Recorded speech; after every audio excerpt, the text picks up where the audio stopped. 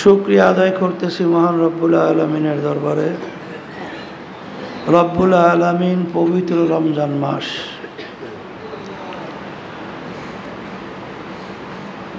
আল্লাহ রসুল সাল্লাল্লাহু আলাইহি ওয়াসাল্লাম প্রথম 10 দিনের ব্যাপারে বলছেন রহমতে ভরা। নবম দিন যাইতেছে, একদিন বাকি আছে। আমরা জানি না আল্লাহর পক্ষ থেকে কে কি পরিমাণ রহমতের মধ্যে বেষ্টন হয়েছে, কে কতদূর আল্লাহর পক্ষ থেকে রহমত পাইছে। সবসময় মনে রাখা লাগবে, মান জাদ্দা ওয়াজাদা, যে যেই জিনিস পাওয়ার জন্য চেষ্টা করে ওই জিনিস সে পাইয়া যায়।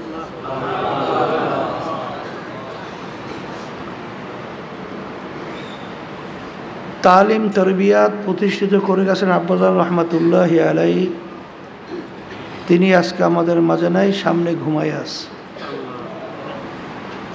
এমন একদিন আসবে আল্লাহ কবুল করলে তালিম তরবিয়াত চলতে থাকবে, আমরা থাকবো না। তালিম তরবিয়াত কেন প্রতিষ্ঠিত করা হয়েছে? বারবার বলা হয়েছে শিক্ষার সাথে দীক্ষা। একটা হলো প্র্যাকটিক্যাল, আর একটা হলো থিওরিক্যাল। থিওরিক্যালের সাথে প্র্যাকটিক্যাল না হইলে আসলে ওইটার মূল্য হয় না। ওই একটা প্রবাদ বাক্য আছে, 1 মণ এলেম পরিচালনার জন্য 10 মণ হেলেম দরকার। রোজা শব্দের অর্থ বিরত থাকা। এটা শুধুমাত্র খাওয়া পানি পান করা থেকে বিরত থাকার নামই না। চোখের রোজা আছে, জিহ্বার রোজা আছে, হাতের রোজা আছে, অন্তরের রোজা আছে, পায়ের রোজা আছে। এক কথায় বলছিলাম,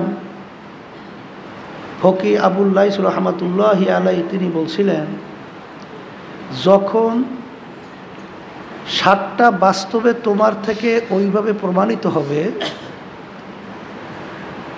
সম্পৃক্ততা চোখ হাত কান, তখন তুমি বুঝতে পারবা যে রোজার যে মূল উদ্দেশ্য আল্লাহর ভয় ভিতরে পয়দা হওয়া। তাহলে তোমাদের ভিতরে আল্লাহর ভয় পয়দা হয়েছে, এইটা প্রমাণিত হবে। এর ভিতরে বলতেছিলাম, একটা হলো চোখে বিভিন্ন হারাম, যার দ্বারা হারাম গুনাহ হয় এরকম জিনিস থেকে ফিরিয়ে রাখা, এটা চোখের রোজা। বিরত রাখা, রোজা মানে কি? বিরত রাখা, বিরত থাকা। জিহ্বার রোজা, যেই কথাগুলোর মাধ্যমে হারাম গুনাহ হবে, আল্লাহ বেজার হবে, আল্লাহ রসুল সাল্লাল্লাহু আলাইহি ওয়াসাল্লাম বেজার হবে, তার তরিকার বাইরে হবে, এই কাজ থেকে জিহ্বাকে ফিরিয়ে রাখা। এই জন্য আল্লাহ রসুল সাল্লাল্লাহু আলাইহি ওয়াসাল্লাম বলছেন, ঝগড়া করতে আসছে তুমি বলবা আমি রোজাদার, এরপরেও ফেরে না বলবা আমি রোজাদার। অর্থাৎ আমি রোজাদার, আমি তোমার সঙ্গে ঝগড়া করতে চাই না, বেহুদা পেঁচাল করতে চাই না, খারাপ অশ্লীল বাক্য ব্যবহার করতে চাই না, এইটা বললে ফিরিয়ে আসবে। তাহলে জিহ্বাকে অশ্লীলতা, বিভিন্ন খারাপ কাজ, বিভিন্ন খারাপ কথা, মিথ্যা, হারাম খাওয়া, সে বিভিন্ন ধরনের থেকে ফিরিয়ে রাখে। এটা কিসের রোজা? জিহ্বার। অন্তরের রোজা, অন্তরের ভিতরে বিভিন্ন ধরনের খারাপ হিংসা, বিদ্বেষ, তাকাব্বুরি, পরহিংসা এবং পরশ্রী কাতরতা আছে না, শত্রুতা, বিভিন্ন ধরনের শয়তানি, এই অন্তরের ভিতর থেকে দূর করা, এইটা অন্তরের রোজা। হাতের রোজা,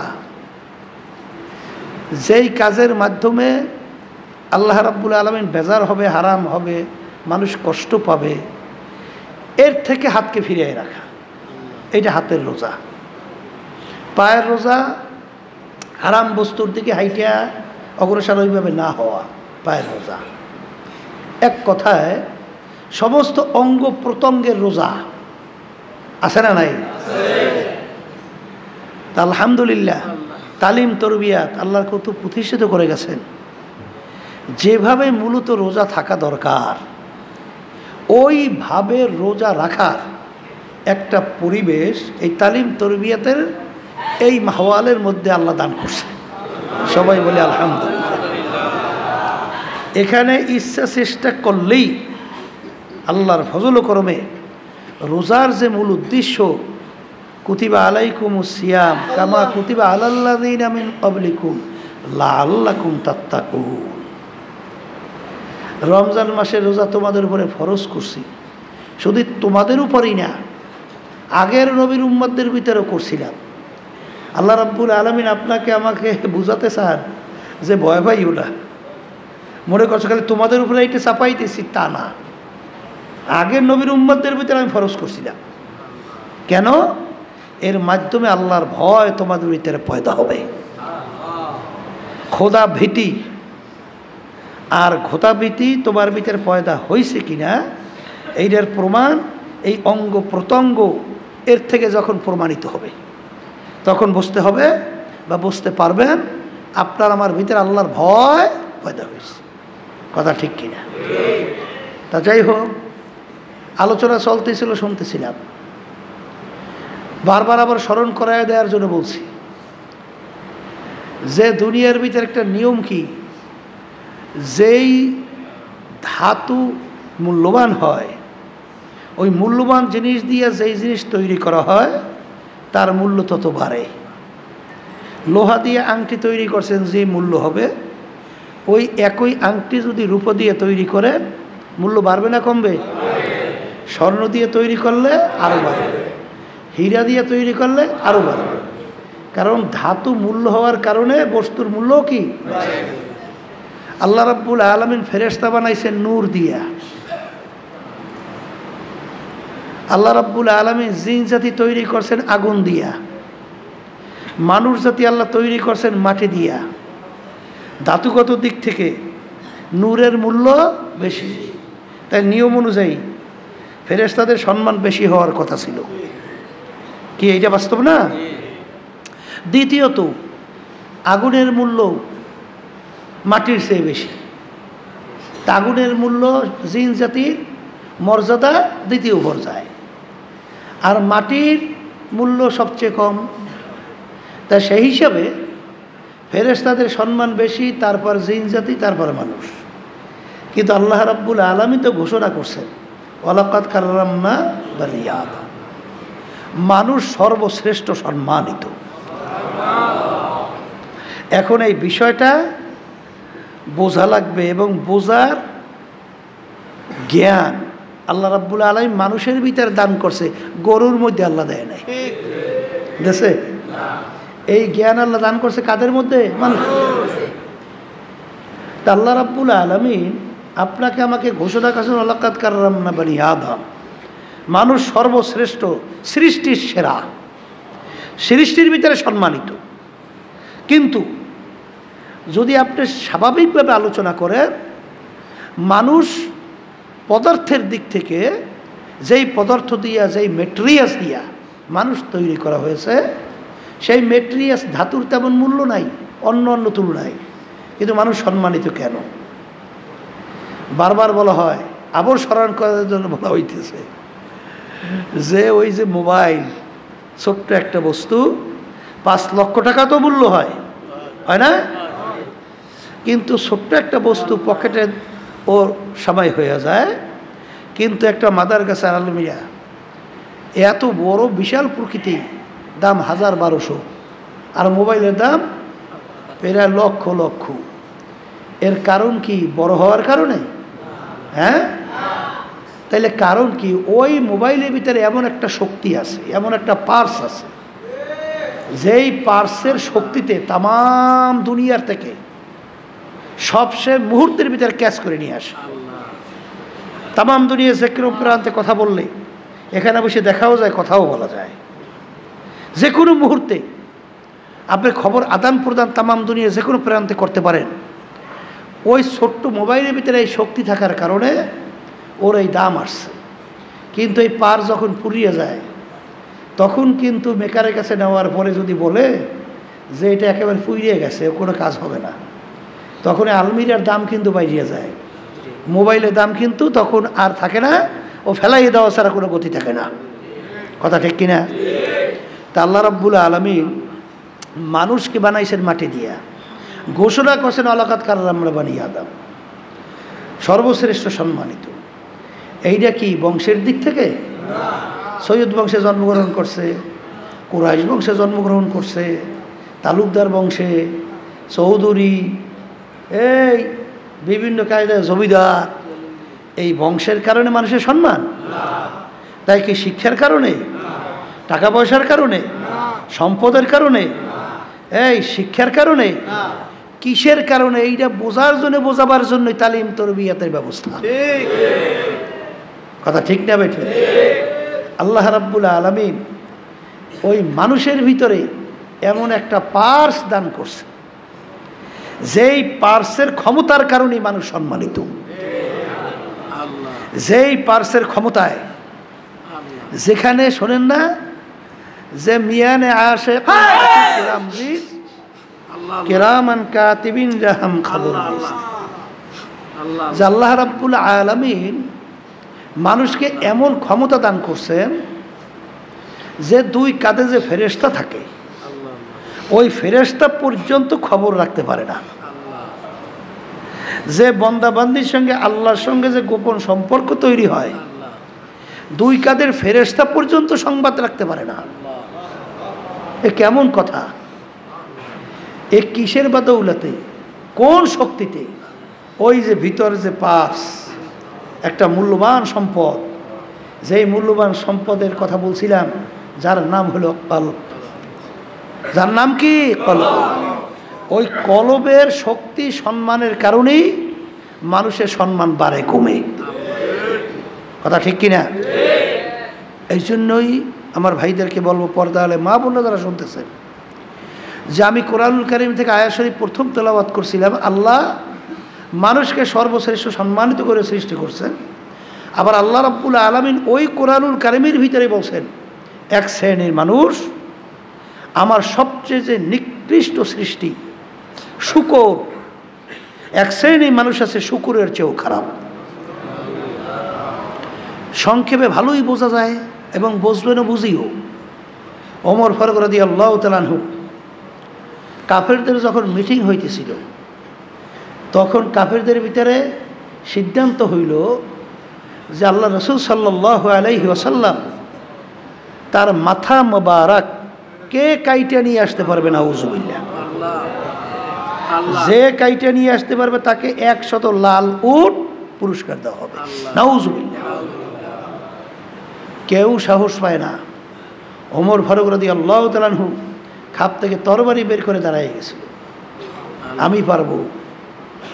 লোকেরা দেখলো, কাফেরেরা, এমন ব্যক্তি দাঁড় হয়েছে পারবেও। আসে না সমাজের ভিতরে এক একটা লোকের উপর এক একটা আস্থা, এমন ব্যক্তি দাঁড় হয়েছে পারবে। কাফেররা অপেক্ষা করতেছে। ওমর ফারুক রাদিয়াল্লাহু তাআলা খাপ থেকে তরবারি করে রওনা করছে।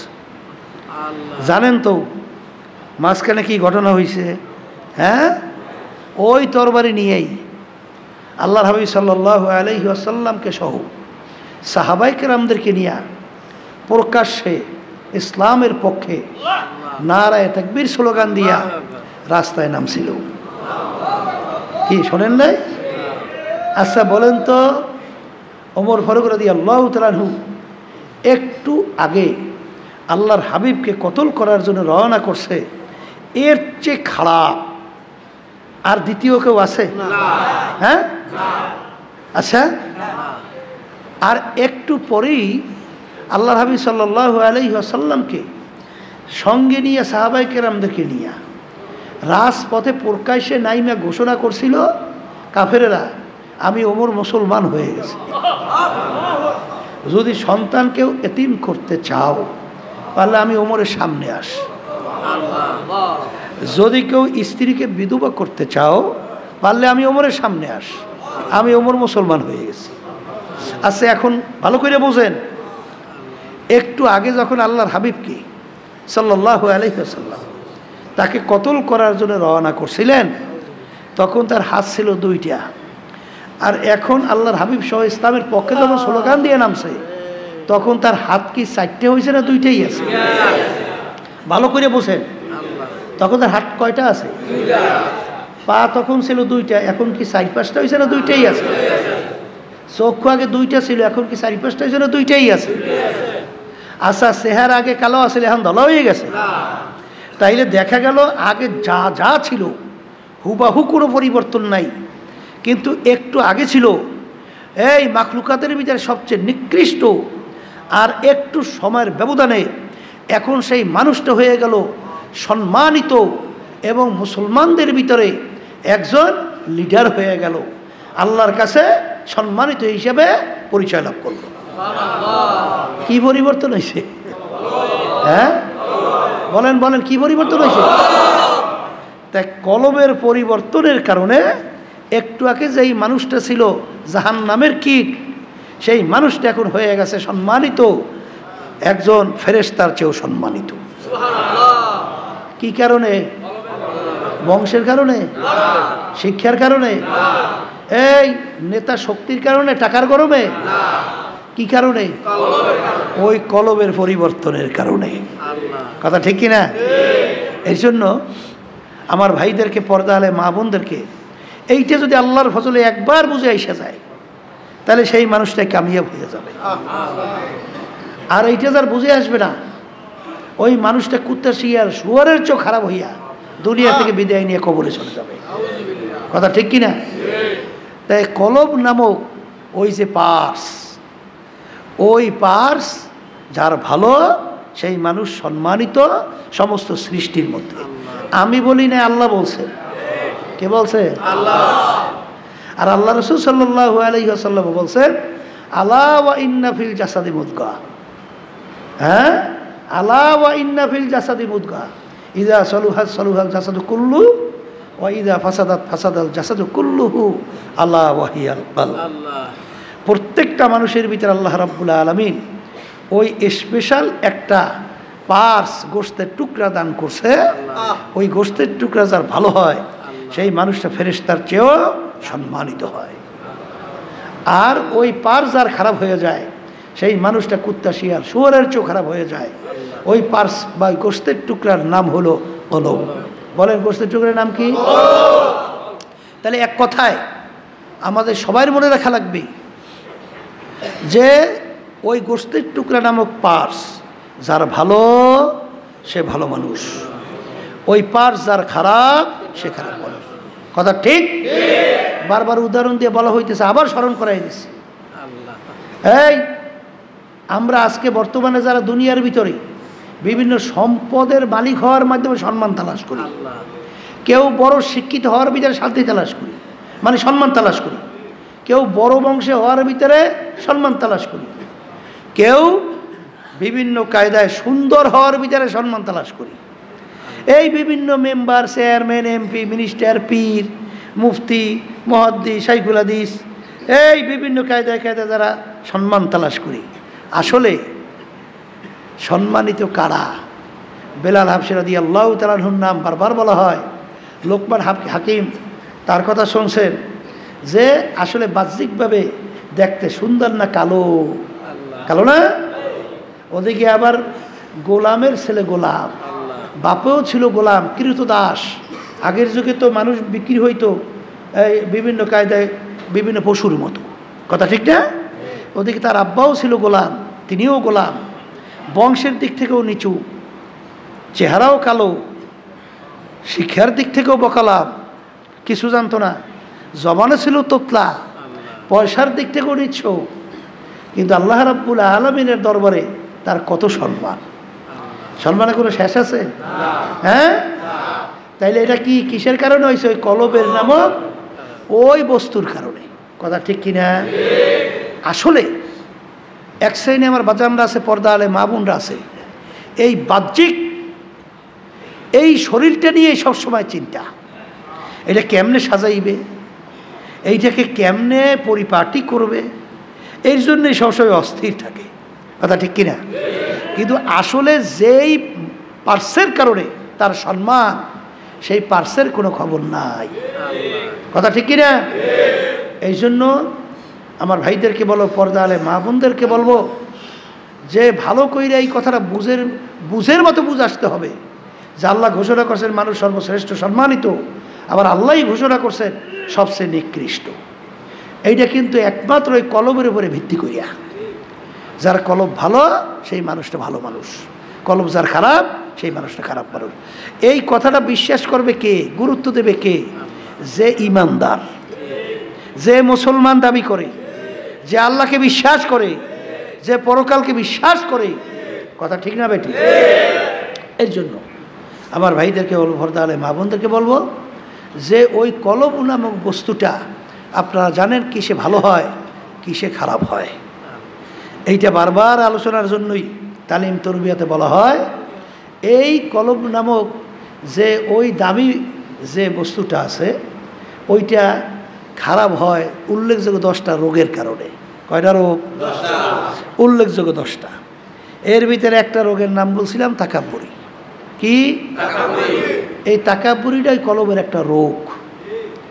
আমি ভালো, আমি বড়, আমি অমুকের চেয়ে ভালো, আমি অমুকের চেয়ে বড়, এই বিভিন্ন দিক থেকে, আমি সৌন্দর্যের দিক থেকে ভালো, আমি শিক্ষার দিক থেকে বড়, আমি টাকা পয়সার দিক থেকে বড়, জ্ঞানের দিক থেকে বড়, সম্মানের দিক থেকে বড়, এই বিভিন্ন বিভিন্ন বিভিন্ন দিক থেকে বড় বড়, ভালো ভালো ভালো ভালো, এইটা যার ভিতরে থাকবে, হাদিসের ভিতরে আসছে এই আল কেবরু রেদাই, এইটা হইলে আমার মালিকের খাস চরিত্র, খাস পোশাক। এটা যার ভিতরে থাকবে এটা আল্লাহ সহ্য করে না। কথা ঠিক কিনা? আর হাদিসের ভিতরে আছে যার ভিতরে জাররা পরিমাণ এই রোগটা থাকবে, মিসকালা জাররাতে মিনাল কেবর, সে বেহেশতের ঘেরানো পাবে না। বেহেশতের ঘেরানো পাবে না। আমি বলি নাই, আল্লাহ রসুল সাল্লাল্লাহু আলাইহি ওয়াসাল্লাম বলছেন, আমরা শুনাইতেছি। কথা ঠিক না বে ঠিক? যার ভিতরে জাররা পরিমাণ তাকাব্বুরি থাকবে, আমি ভালো, আমি বড়, আমি অমুক তমুক সমুক, বেহেশতের ঘেরানো পাবে না। বলা সহজ, শোনাও সহজ, ব্যাপার কিন্তু বড় কঠিন। কথা ঠিক কিনা? আসলে কষ্টও কিছুটা, কারণ আল্লাহর রহমতের নজর যার দিকে আসবে ও মুহূর্তের ভিতরে আল্লাহই কলম সাফ করিয়ে দেবে। কথা ঠিক না বেটি? এই জন্য এই তাকাব্বুরি দূর করার জন্য আল্লাহর ওলিদের ইতিহাস পড়ে, সাহাবায়ে কেরামদের ইতিহাস পড়ে। আপনারা ভিতরে একটু কিছু টাকা পয়সার মালিক হইয়া, একটু সম্পদের মালিক হইয়া, একটু কয়েকটা বিল্ডিংয়ের মালিক হইয়া, একটু অমুক টমুক সমুক হইয়া এখন নিজেকে আর ধরা জ্ঞান সরা জ্ঞান মনে করতে পৌঁছায় না। ধরাকে সরা জ্ঞান, ওরে সর্বনাশ, আমি অমুক সাহেব, আমি অমুক সাহেব, আছে না নাই? হ্যাঁ, এরকম বিভিন্ন কাজে আছে না নাই? সাহাবায়ে কেরামদের ইতিহাস পড়েন। এই সাহাবায়ে কেরামদের ইতিহাস পড়ি, আমাদের ভিতরে এটা স্মরণ রাখতে হবে না? সাহাবায়ে কেরাম ওমর ফারুক রাদিয়াল্লাহু তাআলা অর্ধেক দুনিয়ার রাজত্ব করছিলেন, বাংলাদেশের মতো প্রায় 200 দেশের রাজা। একটু মেম্বার চেয়ারম্যান হয়ে তো ধরাকে সরা জ্ঞান মনে করে ধারেই পৌঁছা যায় না। ওরে সর্বনাশ, অর্ধেক দুনিয়ার রাজা। তার ইতিহাস বললে দেখবেন অনেক সময় রাস্তা দিয়ে হাঁটতো, ভেজা কুটা নাড়া হাতের ভিতরে উঠাইয়া 2 চোখের পানি ফালায়, কান্দে আর বলে তুই আমার সে ভালো। এ ভেজা কুটা নাড়া, তুই আমার সে ভালো, তোর হিসাব নাই, নিকাশ নাই, জাহান্নাম নাই, বেহেশত নাই, তুই মাটির সঙ্গে মিলে যাবি। আমি ওমর মানুষ, মালিকের সামনে দাঁড়াইয়া হিসাব দেওয়া লাগবে, যদি ধরা খাইয়া যাই আমার কোনো উপায় নাই, তুই আমার সে ভালো। কি নিজেকে নিজে কিভাবে ছোট মনে করছে? হ্যাঁ, অনেক সময় বলতেন মালিক আপনি যদি আমাকে মানুষ না বানাইয়া একটা ছাগলের বাচ্চা বানাইতেন, বকরি বানাইতেন, আপনার বন্দাবান্দিরা জবাই কইয়া খাইয়া আপনার ইবাদত করতে, শুকরিয়া আদায় করতো। মেটা দে আপনা হাস্তি কো अगर कुछ मर्तबा चाहो केदाना खाक के मिले गोले गुलजार होता है। নিজের অস্তিত্বকে বিলীন করা, তারা কিভাবে নিজেকে নিজে বিলীন করছে, নিজেকে নিজে কত ছোট মনে করছে। আল্লাহ ওলিদের ইতিহাস পড়িয়ে দেখেন, সাহাবায়ে কেরামদের ইতিহাস পড়ে দেখেন।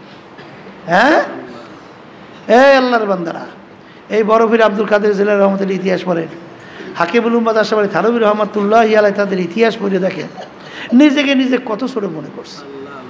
বলতেছিল হাকিমুল উম্মাত আশরাফ আলী থানভী রহমাতুল্লাহি আলাইহি যে, হে দুনিয়ার মানুষ, আমি মনে একটা কুকুরের চেয়েও খারাপ হয়ে গেলাম না, এটা কুকুরের চেয়েও খারাপ হয়ে গেলাম না। হ্যাঁ, কুকুর মালিকের পরিচয় কিভাবে লাভ করছে, মালিককে কিভাবে ও মালিকের কথা শোনে নিজের জানের ঝুঁকি নিয়ে, আমি মনে একটা কুকুর চেয়েও খারাপ হয়ে গেলাম না, নিজেকে কিভাবে নিজে ছোট মনে করতেছিল। কথা ঠিক কিনা? এইভাবে, কারণ কি সবসময় মনে রাখেন, গুনাহ ছাড়া কোনো মানুষ আছে? নাই তো, আছে নাকি? নাই। আপনার আমার গুনাহ মাফ হয়েছে গ্যারান্টিও তো নাই, আছে? একটা গুনার বিনিময়ে জাহান্নামের শিকলও তো লাগতে পারে। আমি বলছি না, আল্লাহ বলছেন। সবসময় মনে রাখেন, পাগলামি করিয়েন না। আল্লাহ কি বলছেন? ফামান ইয়ামাল মিসকালা যাররাতিন খায়রান ইয়ারা, ফামান ইয়ামাল মিসকালা যাররাতিন ওয়া মান ইয়ামাল মিসকালা যাররাতিন শাররান ইয়ারা। আল্লাহ বলছেন যারা পরিমাণ নেক থাকলে ফল পাবা, যারা পরিমাণ গুনাহ থাকলেও ফল পাবা, মানে ভোগ করা লাগবে। তাই যারা পরিমাণ কাপড় ধুইয়া নিগড়ে ঝাড়া দিলে লক্ষ লক্ষ রেণু রেণু দেখা যায়, এক একটাকে বলা হয় জাররা। এই পরিমাণ গুনাহ থাকলেও তার ফল ভোগ করতে হবে। কে বলছেন? আল্লাহ বলছেন। আচ্ছা, তাইলে গুনাহ ছাড়া কোনো মানুষ তো নাই, আর নবীরা ছাড়া, নবীরা সবাই মাসুম। তাহলে আর আমরা তো আর মাসুম না, আমরা তো গুনাহগার। তাহলে গুনার তো অভাব নাই, গুনাহ মাফ হয়ে গেছে কোনো গ্যারান্টিও নাই। তা গ্যারান্টি যেহেতু নাই, একটা গুনার বিনিময়ে তো জাহান্নামের শিকল হাতে পায়ে লাগতে পারে।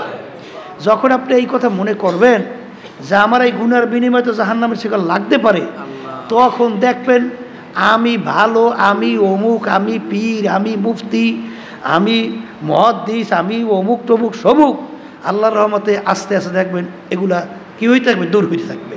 কথা ঠিক কিনা? তো এই যে গুনাহ নাই এরকম কোনো মানুষ নাই, আর গুনার বিনিময়ে জাহান্নামের শিকল লাগতে পারে, এটা সবসময় মনে রাখতে হবে। তাইলে দেখবেন আল্লাহর রহমতে আস্তে আস্তে আস্তে আস্তে নিজের ভিতর থেকে ওই আমি ভাব সরিয়ে যাবে। কি হয়ে যাবে?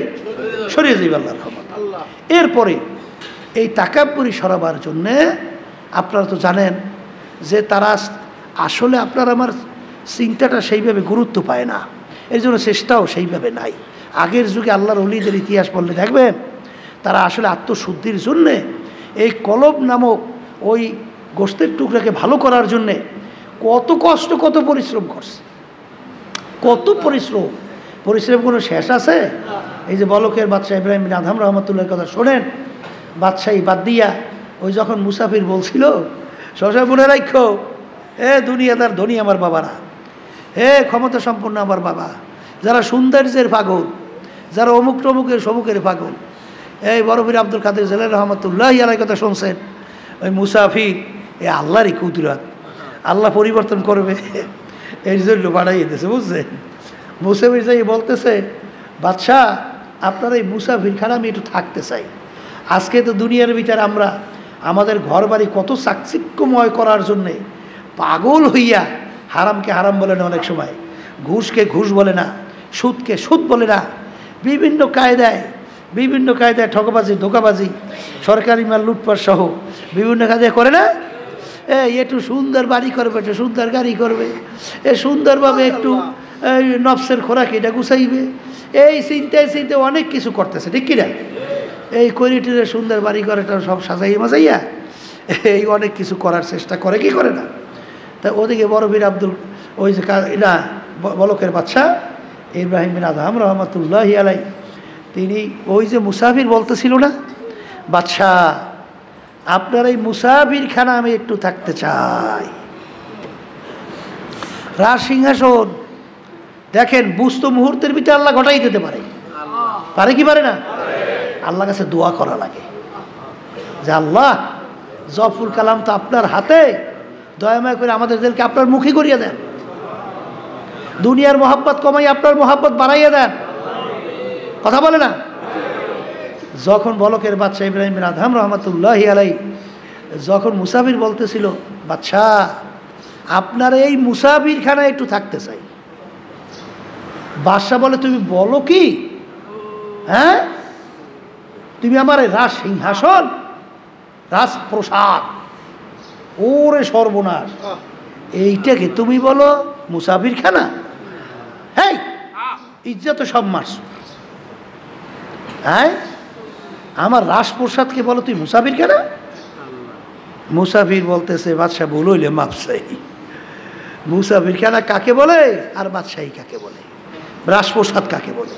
পরিচয় দেয়, বাড়ির দরজায় ঘর দেখছো না, ওইটা মুসাফিরখানা। পরিচয় কি হুজুর? কলে পথিক রাস্তায় চলতেছে, রাত্রি হয়ে গেছে, অস্থায়ীভাবে যাপন করছে, আবার ভোরে উঠে গন্তব্যে চলে যায়, এইভাবে অস্থায়ীভাবে আসে যায়, তাকে বলে কি মুসাফির।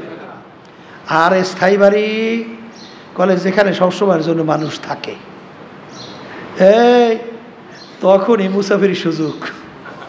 বলতেছে বাদশা, তাহলে মনে হয় দুনিয়া সৃষ্টির পর থেকেই হলে আপনি এই বাড়িতেই আছেন, স্থায়ী বাড়ি কইছেন? তখন বাদশা বলতেছে, ওরে পাগল মুসাফির, না, এই তাহলে এর আগে ছিল আমার আব্বা। আপনার আব্বা কোথায়? কলে হয়তো কবরে। কলে সে আসবে না? কলে পাগল মুসাফির, একবার মানুষ দুনিয়া থেকে বিদায় নিয়ে কবরে গেলে আর আসে না। কলে এর আগে ছিল কে? কলে আমার দাদা। কলে সে কোথায়? কলে সেও তো কবরে। কলে সেও আসবে না? কলে না, একবার গেলে আসে না। কলে ও বাদশা, তাহলে আপনি মনে হয় চিরজীবন থাকবেন? কলে না রে পাগল মুসাফির, মানুষ মরণশীল, আমিও একদিন দুনিয়া থেকে বিদায় নিয়ে কবরে যাব। তখন মুসাফির বলে, বাদশা আপনি আমাকে বলছেন বোকা? আসলে বড় বোকাতে আপনি। আপনার বাড়ির দরজায় মুসাফিরখানা, একবার মানুষ থাইকে চলে গেছে, আবার আইসে ইচ্ছে করলে থাকতে পারে, আসে যায় আসে যায়, একে বলে কি মুসাফির। আর আপনার এই বাড়ি থেকে যদি একবার কেউ বের হয়ে যায়, আর কোনো দিন আসে না। এই কথা বইলেই মুসাফির বলতেছে, মুসাফির হাসাবা হ্যায় কবর আখের ঠিকানা, মুসাফির হাসাবা হ্যায় কবর আখের ঠিকানা, कोई आगे रवाना है कोई पीछे रवाना। আল্লাহ হাবিব বলছেন, হে আমার উম্মতেরা, কুন ফি দুনিয়া কাআন্নাকা গরীব আও আবিরু সাবিল। দুনিয়া একটা মুসাফিরখানা, তুমি দুনিয়ার ভিতরে এমনভাবে চলো যেরকম রাস্তার ভিতরে মুসাফির চলে, ঠিক দুনিয়ার জিন্দিগিটাকে তুমি এইভাবে যাপন করো। কুন ফি দুনিয়া কাআন্নাকা গরীব আও আবিরু সাবিল।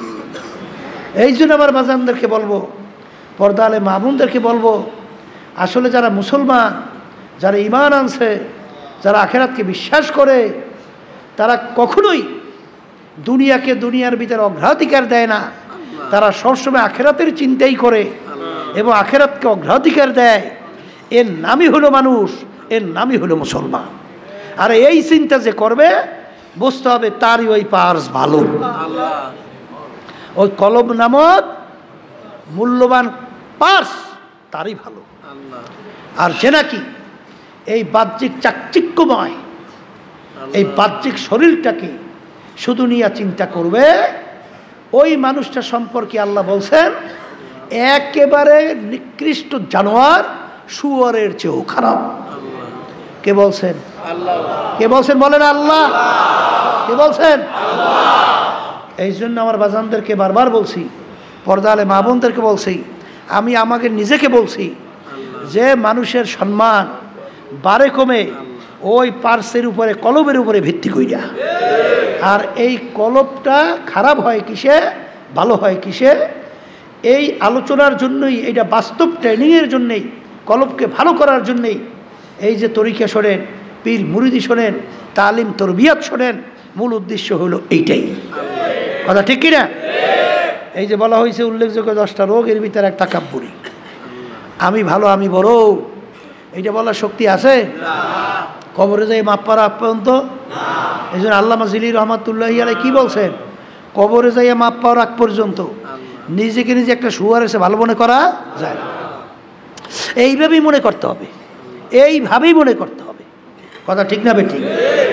এই জন্য আপনারা জানেন বড় পীর আব্দুল কাদের জিলানী রহমাতুল্লাহি আলাইহি, বড় পিসা হুজুর সুবহানাল্লাহ, তাদের আমল আখলাক, তাদের কি অবস্থান ছিল আল্লাহর ঘরের সঙ্গে, তারপরে মাথাটারে টাকায় আর 2 চোখের পানি ছাড়ে আর কান্দে। যেই মামলার তদবির নাই তার তো খালাস নাই। চেষ্টা না করলে আপনি ফল পাইবেন কেমনে? চেষ্টা করার পরেই তো আল্লাহ রাস্তা খুইলে আপনাকে মানজালে মকসদে পৌঁছাবে। কথা বলে না? দাদা একটু উদাহরণ দিয়ে বলতেন, আব্বাজান বলতেন যে বাচ্চা মাকে জোর করে টাইনে দুধ খাইতে পারে? এই শক্তি বাচ্চার আছে? হ্যাঁ, মা তো বাচ্চাকে ফেলাইয়া হে তার কামে ব্যস্ত থাকে, কিন্তু বাচ্চার তো একটা অস্ত্র আছে, ওয়া ওয়া ওয়া করিয়া যখন শুরু করে, এই কান্না শুরু করলে বাচ্চা মায়ের কাজ মুহূর্ত হাতে থাকতে পারে? টাস করিয়া পড়িয়ে যায়, পাগলের মতো হয়ে যায়। বাচ্চার কান্নার সঙ্গে মার কলিজার সঙ্গে সম্পর্ক টাল শুরু হয়ে যায়, কাজ পড়িয়া দৌড় দেয়, যাইয়ে দেখে পায়খানা পড়ছাবে ভরা। এই বাচ্চার পায়খানা পড়ছাবে ভরা থাকতে পারে না?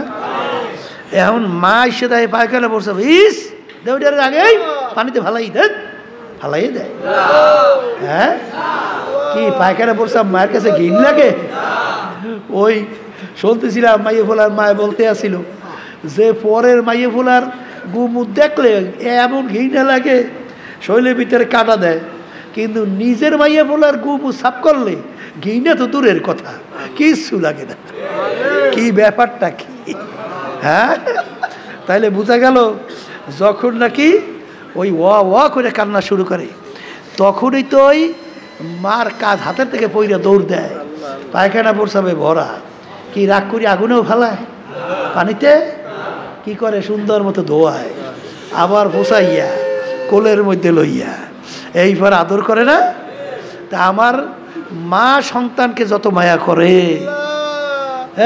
মা সন্তানকে যত মায়া করে তার সে 100 গুণ 1000 গুণ 1,00,000 গুণ বেশি মায়া করে আমার মালিক বন্দাবান্দিকে।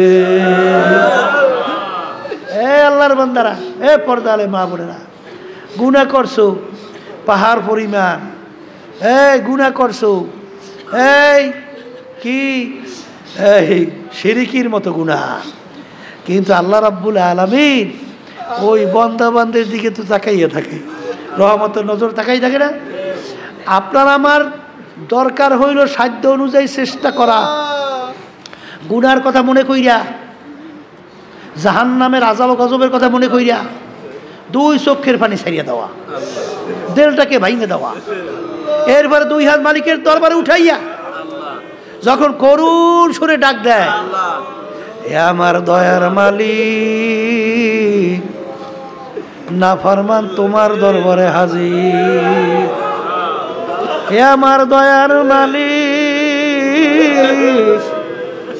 পাহাড় পরিমাণ গুনাহ নিয়ে তোমার দরবারে হাজির। কি বোঝেন? এই করুণ সুরে যখন বান্দাবান্দি আল্লাহকে ডাক দেয়, কি আমি বলি নাই, আমি বলি নাই, হাদিসে কুদসির ভিতরে আসছে, মান আতানি ইয়ামশি আতাইতুহু হারওয়ালা। যেরকম নাকি বান্দাবান্দি সন্তান 1 পাও 2 পাও হাঁটতে পারে না, 1 পাও 2 পাও সমান মাত্র দেয়, মা বাপ দূর থেকে ডাক দে, বাবা আসো। সন্তান তো ফুর্তির চড়ে মা ডাক দিছে, ও তো পারে না 2-1 পা হাঁটতে, ঠাস করে পড়ে গেছে। বাপ মা তো তাকাইয়ে তাকাইয়ে দেখে, জোকে ডাক দিছে, ও তো আসতে পারবে না, তাই পড়িয়ে গেছে। যখন চিৎকার মারে বাপ মা একটা হাসি দিয়া দৌড় দিয়ে যাইয়ে ধরে। হ্যাঁ, এই বন্দাবান্দি কখনোই তার শক্তিতে আল্লাহ পর্যন্ত পৌঁছতে পারবে? এই শক্তি বন্দাবান্দির আছে? কিন্তু বন্দাবান্দিকে আল্লাহ বলছেন, এই চেষ্টা কর, চেষ্টা কর। যখন আপনার আমি চেষ্টা করব, যখন একটু নাড়াচাড়া দিয়ে হাঁটা শুরু করব, মানাতা নিয়াম শিয়াতাই তু হারওয়ালা, বন্দাবান্দি হাইটে হাইটে রওনা করছে। এই আল্লাহ রাব্বুল আলামিন বলে আমার রহমত দৌড় দেয়, দৌড় দিয়ে যাই ওকে টান দিয়া রহমতে কোলের ভিতরে জায়গা দিয়ে দেয়। কথা ঠিক না? হ্যাঁ আল্লাহর বান্দা, যেই কথা বলতে চাইছিলাম যে ওই কলব নামক ওই গোশতের টুকরা পরিষ্কার করা লাগবে কি লাগবে না? এই জন্য ওই যে তাকাব্বুরি, আমি ভালো, আমি বড়, খবরদার নিজেকে নিজে সবসময় গুনার কথা মনে কইরা, ওই জাহান্নামের আযাবের কথা মনে কইরা, কবরে আযাবের কথা মনে কইরা নিজেকে সবসময় ছোট মনে করতে হবে। আর ছোট মনে করলেই আল্লাহর রহমত বেদরকভাবে আসতে থাকবে। কথা ঠিক না? ঠিক। এই রোগটা দূর করার জন্যে সবচেয়ে বড় একটা মহা ঔষধ হলো আল্লাহর জিকির বেশি বেশি করতে হবে। কার জিকির? আল্লাহর বেশি বেশি বেশি আল্লাহর জিকির করার মাধ্যমে এই কলবের রোগগুলো দূর হইতে থাকে। তাকাব্বুরি দূর হয়, হিংসা দূর হয়, এই বিভিন্ন রিয়া দূর হয়। এগুলা দূর হওয়ার জন্য আল্লাহর জিকির বেশি বেশি করা লাগে। মৌতের মোরাকাবা বেশি করতে হয়। আর একটা ঔষধ কি? মৌতের মোরাকাবা। কি মোরাকাবা? মৌতের চিন্তা। মোরাকাবা মানে কি? চিন্তা। এই যে শোনেন না মোরাকাবার সবক, মুশাহাদার সবক শোনেন না? মোরাকাবার সবকটা কি? এই মোরাকাবার সবক হইল তালাশ কইরা চিন্তা নিয়ে আসায় বসে। আর মুশাহাদা মানে কাকে বলে? হ্যাঁ বসেন, চিন্তা ছাড়া 24 ঘন্টা আপনার ভিতরে আপনার আল্লাহর খেয়াল পয়দা হয়ে যাবে। কথা ঠিক না? ঠিক।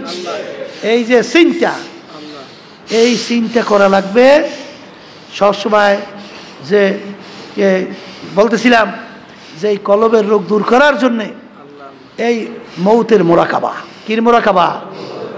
মৌতের মোরাকাবা। এরপরে বেশি বেশি আল্লাহর জিকির।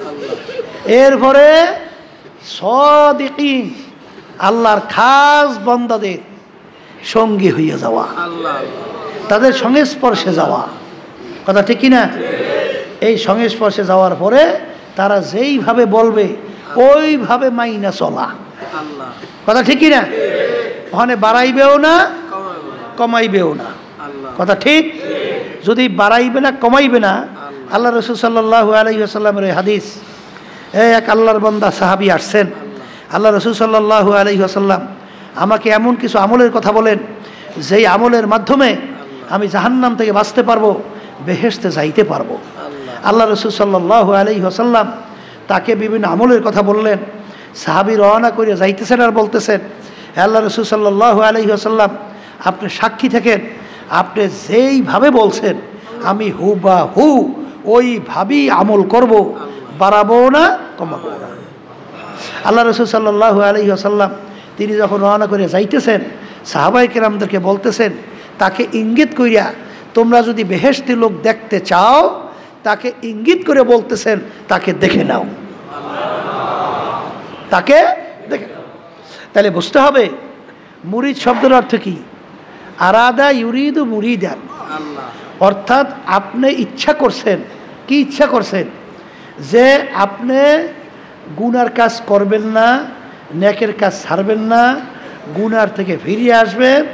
এখন পীর সাহেব হুজুরের কাছে আপনি এই কথার উপরে ওয়াদাবদ্ধ হয়েছেন, সব বুড়ি বাতুন সে আর সব বুড়ি কামু সে। কথা ঠিক যাবে? ঠিক। আয় মেরে আল্লাহ, এই যে আপনি ওয়াদা করতেছেন, এর নাম হলো ইচ্ছা পোষণ করছেন, এর নাম হলো মুরিদ। এর নাম কি? মুরিদ হইছেন। এখন তো অনেকে যদি চালাকি করেন, শোনেন, বেয়াদব মাহরুম গাস্তাজ হজদের রব। যে বেয়াদব হয়, বেয়াদব কাকে বলে? যে কথা মানে না। বেয়াদব কাকে বলে? যে কথা বলে। এর নাম কি? বেয়াদব। আর আদবওয়ালা কাকে বলে? আল আমরু ফাওকাল আদাব। আদবের ভিতরে সবচেয়ে বড় আদব হলো কথা মানে। কি মানে? কথা যে মানবে কামিয়াব। কথা বলে না? কথা যে মানবে কি কামিয়াব। আর যে কথা মানবে না, যে চালাক হবে, হে কিন্তু বরবাদ। সে কি বরবাদ। এর জন্য মুরিদ হয়েছেন, সোহবাতে গেছেন।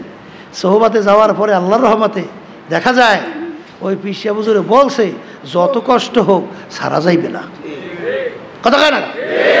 ওই যে বারবার বলা হয় না, আবার স্মরণ করার জন্য বলা হইতেছে।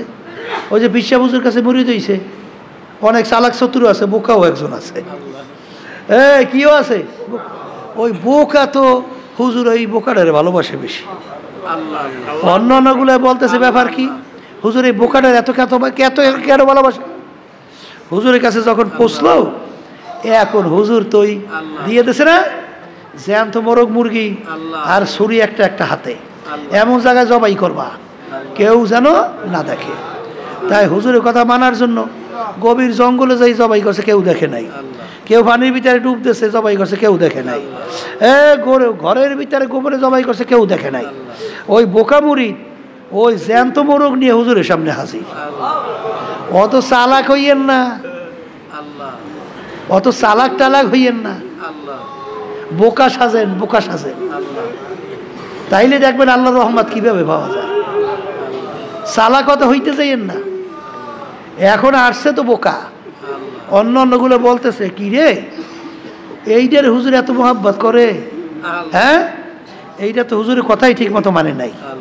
শেষ পর্যন্ত হুজুর বলতেছে ধমক দিয়া, কি রে সবাই আমার কথা মানলো, তুই যে জ্যান্ত মোরগ লই আসছে, জবাই করলি না? তখন বোকা কি বলতেছে, হুজুর আপনার তো শর্ত লাগাইছে। কি শর্ত?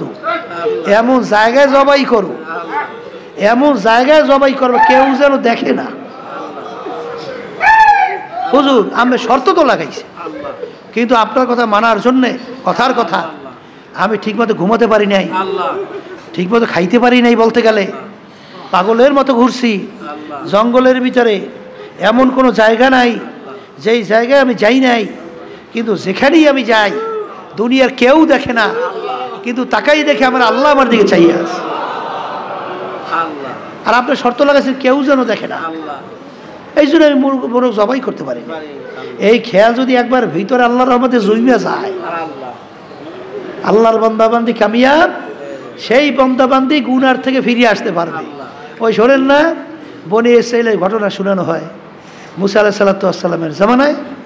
ওই যে বড় লোকের বাড়ির পাশে এই গরিব ফ্যামিলি, এত গরিব, খাবার সময় বাচ্চাগুলো খাবার পায় না। আরে পেটের ক্ষুধায় বাচ্চাগুলো কাঁদে। আরে মায়ের সামনে যখন বাচ্চাগুলো কাঁদতেছে, তখন মা কি সহ্য করতে পারে? দিক বিদিক হারাইয়া যখন আল্লাহর বান্দা বলতেছে পাশের বাড়ি যাইয়ে দেখো বড় লোকের বাসায় একটু কোনো খানা পাওয়া যায় কিনা, বাচ্চাগুলো পেটের ক্ষুধায় মরণাপন্ন।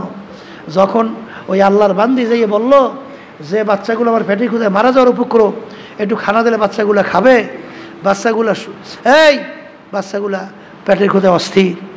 আর ওই লোক প্রস্তাব দেশে তুমি যদি আমার সাথে খারাপ কাজে লিপ্ত হইতে পারো না হুজুবিল্লাহ, তাইলে এর বিনিময়ে তোমাকে খাদ্য দেব। আল্লাহর বান্দি আল্লাহর ভয় ওখান থেকে ফিরে আসার পরে এখন এসে দেখে বাচ্চাগুলো আর শ্বাস টানতে পারতেছে না, মারা যাইবে। এই অবস্থা কোনো মা সহ্য করতে পারে? এই অবস্থাতেই মা হুশ হারাই ফেলছে, পাগলের মতো উঠে আবার যখন দৌড় মারে যাই বলতেছে খাদ্য দাও, বাচ্চাগুলো বাঁচুক। এখন কথাও বের হয় না, অস্থির হইয়া যখন বলতেছে, তখন এই কথা বলার পরে আল্লাহু আকবার, তখন ওই আল্লাহর ওই যে লোকটা যখন খারাপ কাজের জন্য আসতেছে, তখন আল্লাহর বান্দি শরীরের ভিতরে থরথর করে কম্পন শুরু হয়ে গেছে, থরথর করে কাঁপতেছে। তখন ওই বড় লোক বলতেছে ব্যাপার কি, তুমি এরকম কাঁপতেছে কেন? তখন ওই আল্লাহর বান্দি বলে আল্লাহর ভয়, আল্লাহর আযাব ও গজবের ভয়, আল্লাহর জাহান্নামের আযাব ও গজবের ভয়, এই জন্য আমি কাঁপতেছি। আল্লাহ আল্লাহ তাকশাইরু মিনহু জুলুদুল্লাযীনা ইয়াখশাউনা রাব্বাহুম সুম্মা তালিনু জুলুদুহুম ওয়া কুলুবুহুম ইলা যিকরিল্লাহ। এক শ্রেণী আল্লাহর বান্দা বান্দি দুনিয়ার ভিতরে এরকম আল্লাহ আল্লাহ আল্লাহ আল্লাহ আল্লাহু আকবার এরকম আছে, যখন তাদের গুনার কথা মনে করে, যখন গুনার কথা মনে পড়ে, যখন জাহান্নামের কথা মনে পড়ে, যখন কবরে আযাবের কথা মনে পড়ে, যখন মৌতের কথা মনে পড়ে, যখন কিয়ামতের ময়দানের কথা মনে পড়ে, তখন তাদের ভিতরে এমনভাবে ভয় শুরু হইয়া যায়, তখন তাদের শরীরের চামড়া থরথর কইরা কাঁপতে থাকে, তাদের কলবটা থরথর কইরা কাঁপতে থাকে। আরে এই কথা বলার পরে ওই আল্লাহর বান্দী বলে আল্লাহর ভয়, বলার সঙ্গে সঙ্গে ওই আল্লাহর বান্দার ভিতরে আল্লাহর ভয় আল্লাহ পয়দা কইরা দিল। আল্লাহর ভয় পয়দা হইয়া গেল। এখন ওই আল্লাহর বান্দা বলে মালিক, আমার চেনে মোখারাম তো দ্বিতীয় দুনিয়া থাকতে পারে না, তুমি আমাকে এত সম্পদের মালিক বানাইছো, তুমি আমাকে এত অর্থ দান করছো, এত সুন্দর বিল্ডিং দান করছো, এত সুন্দর ঘর বাড়ি দান করছো, এত সম্মান দান করছো, মালিক আর তোমার এই বান্দিকে তুমি সম্পদ দাও নাই, এত গরিব বানাইছো, সন্তানগুলা পেটের ক্ষুধায় মরণাপন্ন, এই অবস্থায়ও তোমাকে ভোলে নাই, এই অবস্থায় জাহান্নামের ভয়, তোমার আযাব ও গজবের ভয়, তার শরীরের চামড়া থরথর করে কাঁপতেছে। মালিক আমার চেয়ে নেমো খারাম দ্বিতীয় আর কেউ হইতে পারে না। এই কথা বইলা ওই আল্লাহর বান্দা গুনার থেকে ফিরে আসলো, আরে তাওবা খালেস করলো। এই আল্লাহর বান্দি তোমার কি পরিমাণ মাল লাগবে বস্তা বইরা নিয়ে যাও, আমি আর গুনার কাজ করব না। এই কথা বইলা যখন আল্লাহর বান্দা ফিরে আসলো, আল্লাহ রাব্বুল আলামিন বান্দার উপরে খুশি হয়ে গেল। ওই আল্লাহ রাব্বুল আলামিন তার নবী মূসা আলাইহিস সালাতু ওয়াস সালামের কাছে ওহী নাযিল করে, হে জামানার নবী মূসা, তুমি আমার ওই বান্দার কাছে সুসংবাদ জানাও, তার জীবনের সব গুনাহ আমি মাফ কইরা দিলাম। আল্লাহ আল্লাহ আল্লাহ, মালিক তোমার ভয় তুমি আমাদের ভিতরে পয়দা করো। আল্লাহ কুতিবা আলাইকুমুস সিয়াম কামা কুতিবা আলাল্লাযীনা মিন ক্বাবলিকুম লাআল্লাকুম তাত্তাকুন। রমজান মাসের রোজার মাধ্যমে আল্লাহ রাব্বুল আলামিন তার ভয় পয়দা করবে। এই জন্য আমার বাজানদেরকে বলবো, পর্দালে মা বোনদেরকে বলবো, বাজান রে, রমজান মাস কিন্তু যাইতে আছে, আজকে রহমতের নবম দিন যাইতে আছে। যার চেষ্টা নাই, যেই মামলার চেষ্টা নাই, যেই মামলার চেষ্টা নাই, সেই মামলারও কিন্তু খালাস নাই। এই জন্য আমার বাজানদেরকে বলবো, আল্লাহর ওলিদের ইতিহাস পড়ো, সাহাবায়ে কেরামদের ইতিহাস পড়ো বাজান। আল্লাহু আকবার, আল্লাহু আকবার, আল্লাহু আকবার। আল্লাহর ওলিদের ইতিহাস পড়লে দেখবা নিজেকে নিজে কত ছোট মনে করছে, তাকাব্বুরি ভিতর থেকে কিভাবে দূর করছিল।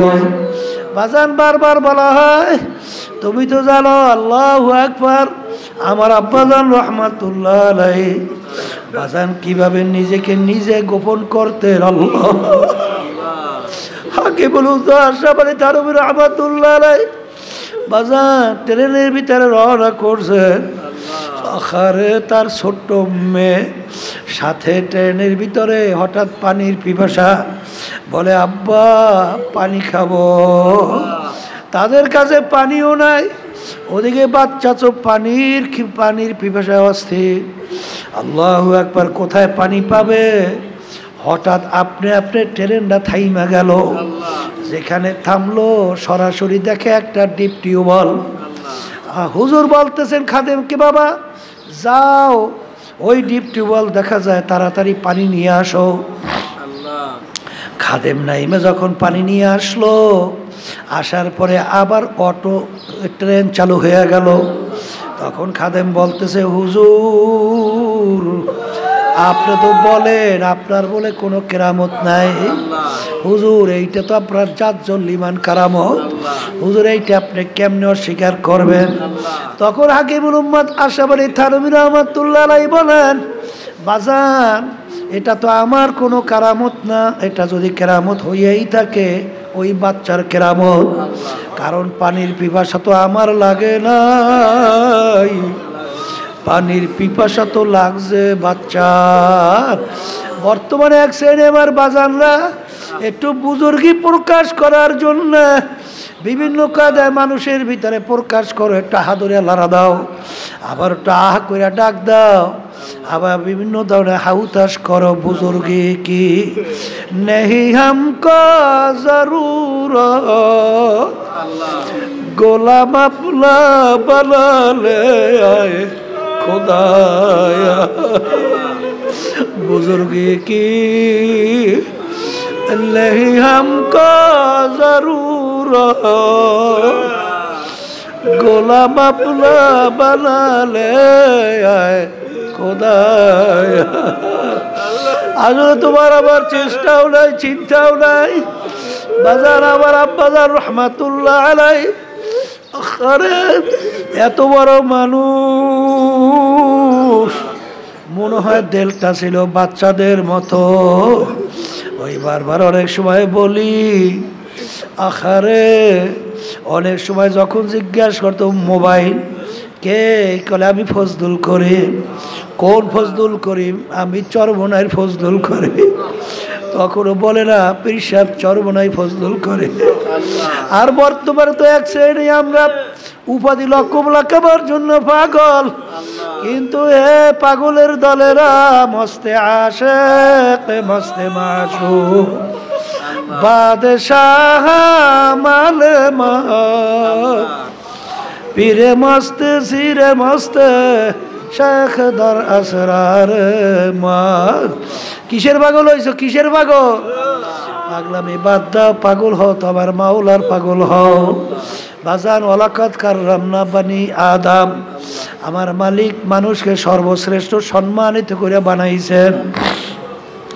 এটা কিন্তু বংশের দিক থেকে না, টাকা পয়সার দিক থেকে না, সৌন্দর্যের দিক থেকে না, শিক্ষার দিক থেকে না, চালাক চতুরের দিক থেকে না, পীরের দিক থেকে না, মুক্তির দিক থেকে না, আরে অমুকের বউ হওয়ার দিক থেকে না, অমুকের স্বামী হওয়া, অমুক টমুক হওয়ার দিক থেকে না।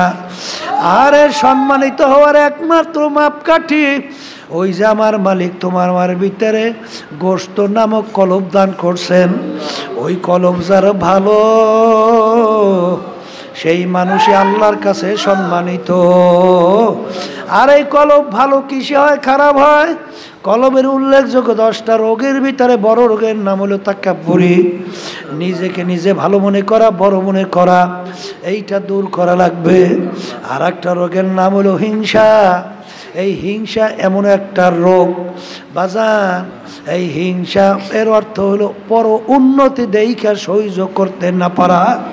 বাজান এই হিংসা এমন এক রোগ, আমি বলি নাই, কোনো পীর বলে নাই, কোনো মুফতি মুহাদ্দিস বলে নাই, আল্লাহর হাবিব সাল্লাল্লাহু আলাইহি ওয়াসাল্লাম বলছেন, আল হাসাদু ইয়াকুলুল হাসানাত কামা ইয়াকুলুন নারুল হাতাব আও কামা ক্বালা আলাইহি সালাতু ওয়াসসালাম।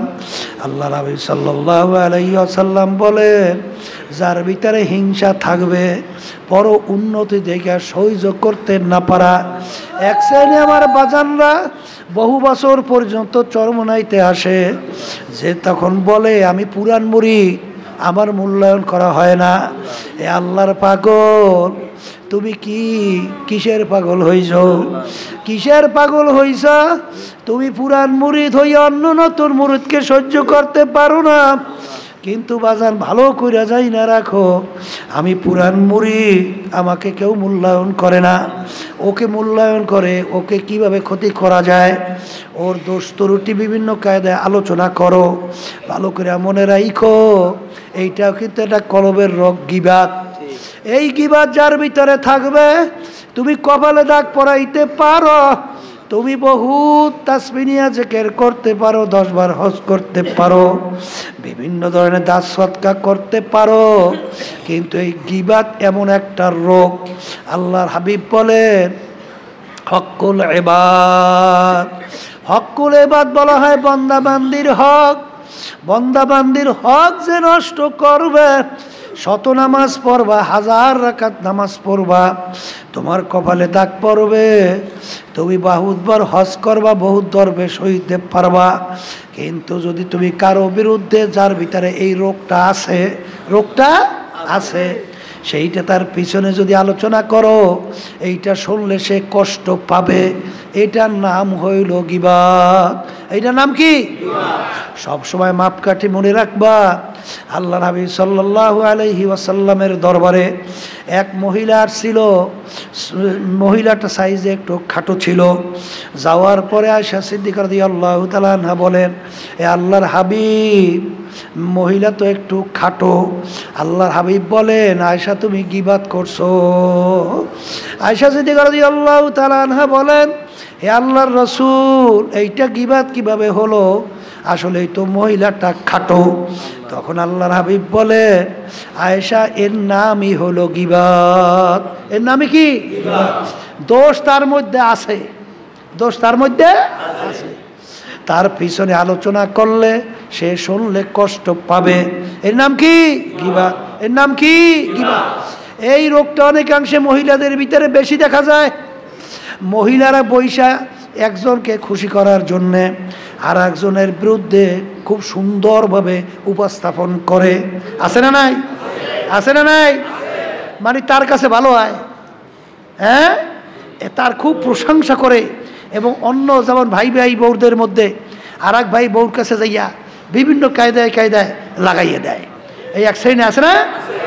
এগুলার সকলখোর বলা হয়। সকলখোর কে বলা হয়? সকলখোর। ওদিকে আবার গীবত।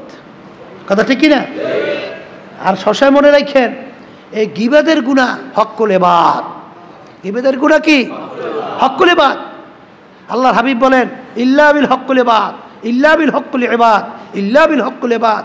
আল্লাহ রাব্বুল আলামিন হক্কুল ইবাদ, বন্দার হক মাফ করবেন না, বন্দার হক মাফ করবেন না। এজন্য খুব সতর্ক।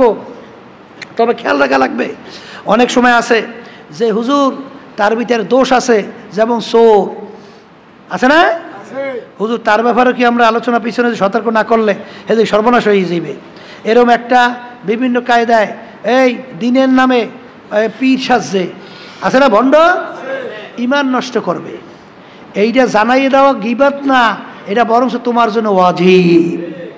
যেমন আমরা অনেক সময় বিএনপির ব্যাপারে আলোচনা করি, আওয়ামী লীগের ব্যাপারে আলোচনা করি, জাতীয় পার্টির ব্যাপারে আলোচনা করি, অনেক ইসলামের নামে দল, তাদের ব্যাপারে আলোচনা করি।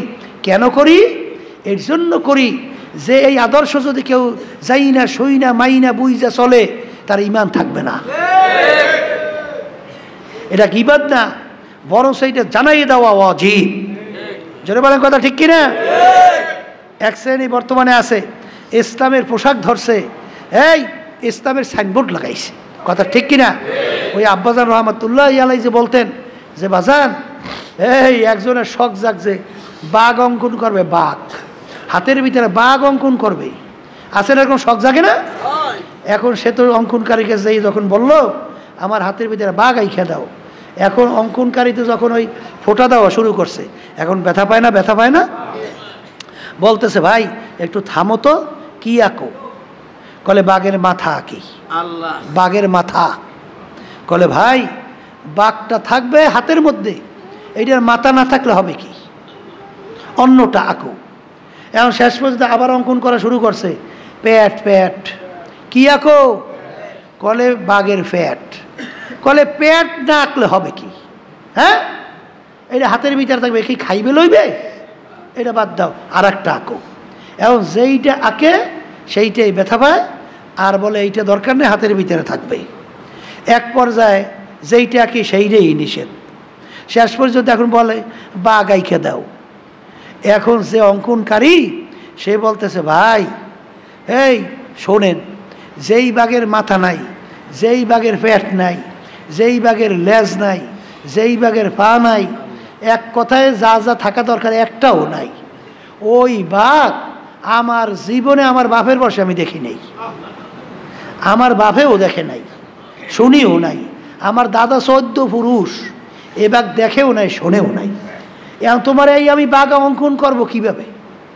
যেই বাঘের মাথা নাই, পেট নাই, লেজ নাই।